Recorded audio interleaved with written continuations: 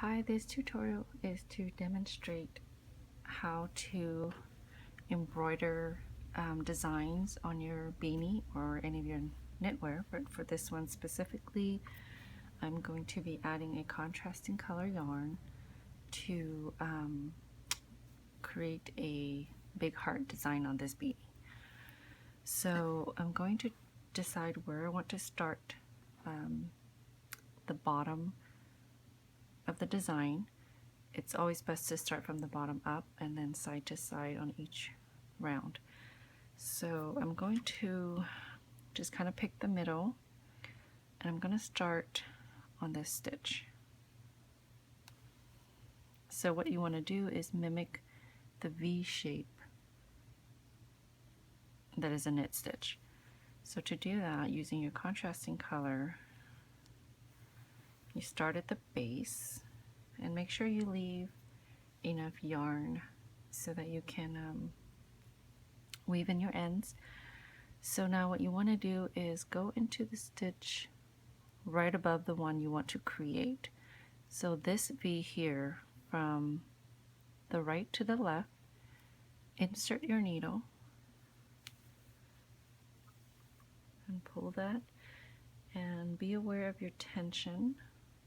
I'm going to go ahead and remove this. That was just to kind of show you where the stitch was because of the dark color I'm using.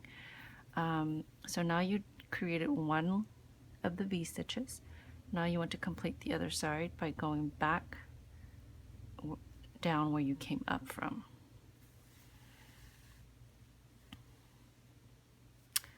And now you have your V.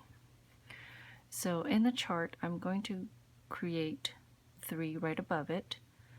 So my next one that I want to do will be right there. So from underneath, I want to insert the needle at the base of that V. Make sure you don't pull too tight, and so just keep a watch of your tension when you're pulling the yarn through. So again, you would do the same thing from the right to left. Insert your needle. It's the stitch right above the one you want to go over, so it's one stitch above. And then let me remove this. Go back down where you came up from to complete that V. So the next one is just right to the left of it. So you start at the base, and remember you want to go one stitch above. So you're basically following those V shapes, legs, or whatever you want to call it. So there's the second one, and then the base of the third stitch to the left. And then you want to go through both legs on top and then back down.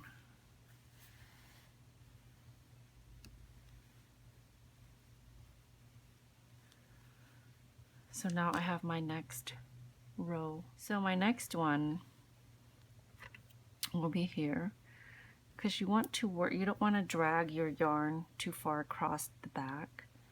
So since I completed this one, I want to start with this one. So to do that, you start at the base again,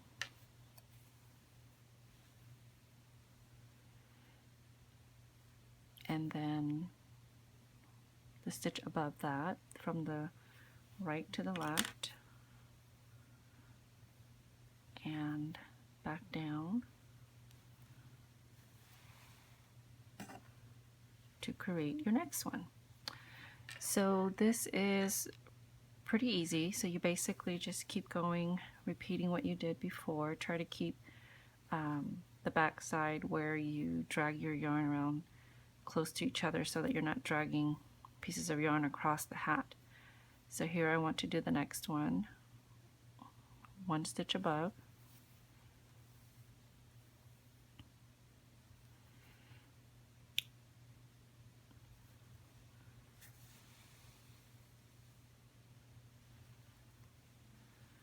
next one.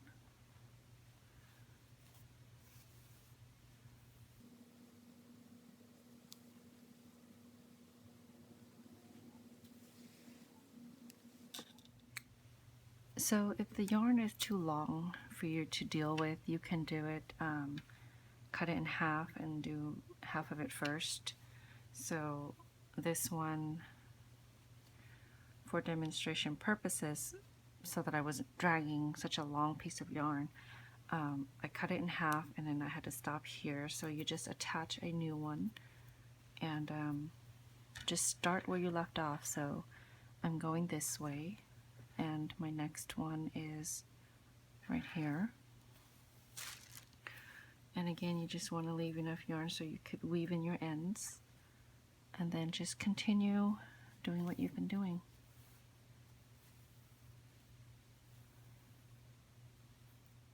Okay, so here I am. I've been going back and forth, and now I'm going this direction. And in case you're a little confused as to how to skip that middle piece, because according to the chart, you skip one stitch and go into the next. So all you're really doing is simply inserting the needle into the stitch you want to create.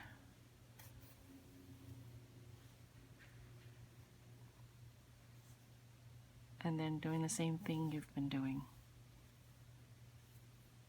Back down here.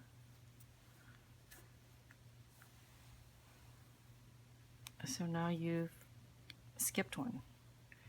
So it's really easy. You just make sure you come up at the bottom of the V that you want to duplicate the stitch.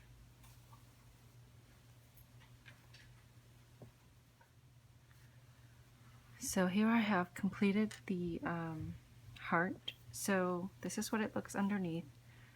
It looks a little crazier than it should, only because I had to cut it in half, just so I wasn't dragging a long piece of yarn as I was trying to, record this video. So if you didn't do that, you won't have these two strands loose. So the only long piece you really have is the one on top, where you drag from this stitch to this stitch, and it's not too bad. So if you didn't like that, you could have weaved in when you went into the back into one of these stitches before you went up the other side. It's not such a big deal for me. So once you've completed that, you just weave in all your ends, and then you're done. So that is how you do the duplicate stitch. Thanks for watching.